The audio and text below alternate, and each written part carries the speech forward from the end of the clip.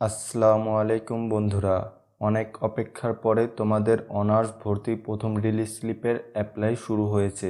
কিভাবে তোমরা সঠিক নিয়মে অ্যাপ্লাই করবে এই ভিডিওতে তোমাদের সেটি দেখানো হবে। সো না টেনে এই ভিডিওটি সম্পূর্ণ দেখো, অনেক ইনফরমেশন দেওয়া থাকবে। প্রথম রিলিজ স্লিপে অ্যাপ্লাই করার জন্য তোমরা এই ওয়েবসাইটটিতে আসবে। এই ওয়েবসাইটটির লিংক আমি এই ভিডিওর প্রথম কমেন্টে দিয়ে দিব।